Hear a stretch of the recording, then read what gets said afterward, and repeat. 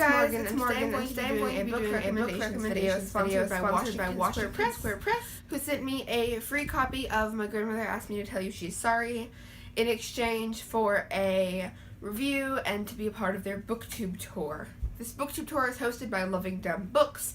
In the description there will be a link to a giveaway, all of the author's social medias, and to places you can buy this book. I'm also going to link my review up in the card and down in the description box as well. I have 5 books to recommend to y'all today.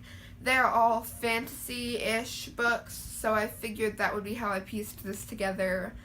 And the first one, of course, is My Grandmother Asked Me to Tell You She's Sorry. This is a phenomenal book. Like I said, my review is in the card and in the description. I would highly suggest y'all to go watch that, as it is basically me gushing for 10 minutes. I'm not gonna lie. That's basically all of the substance in that video.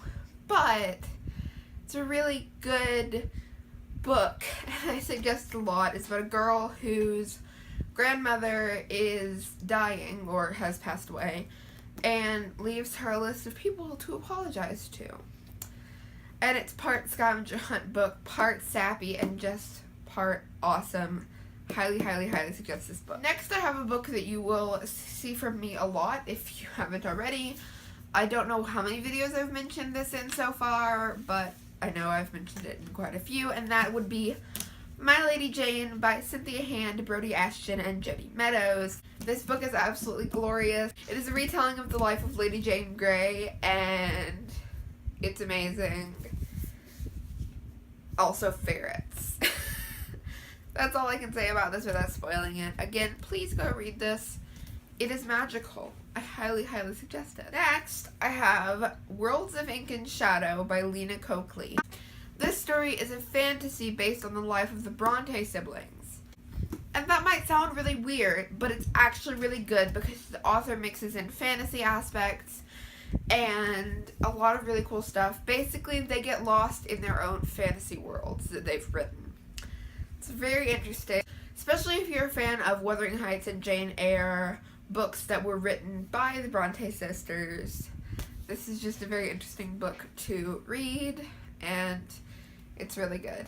Basically, this video is me gushing about a bunch of fantasy books, so yeah. Next, I have a book that I've actually not heard much about on BookTube, and that would be Madly by Amy Allward. This is actually a British author who wasn't published in the US for a while, but this came out last October. I'm so excited to get the sequel this October, this month, yay. But this is about a fantasy world, but it's quite a bit like our world. So there are drugstores where you can buy potions, and there are Starbuckses, and it's really interesting. And it's about a quest to save the princess's life, and how our main character falls in love with the princess's betrothed. So it's, again, a really, really interesting book. I highly suggest it, which is what I'm going to say about all of these. Suggested. Boom. And I saved the best book for last. This one did get a bit of hype here on BookTube, but it is The Dark Days Club by Alison Goodman. This book is so good. I read it in a day, despite the fact that it's about 500 pages. What can I say? I loved it. It is kind of a urban fantasy, and it's set in and around London during the Victorian age.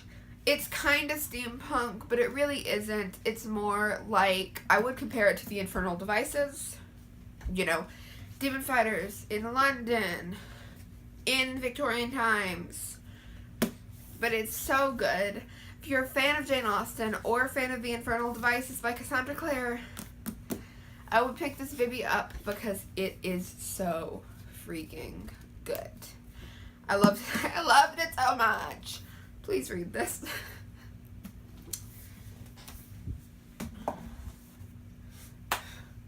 So that's about all I have today. Thank you guys so much for watching, and I will see you in the next video.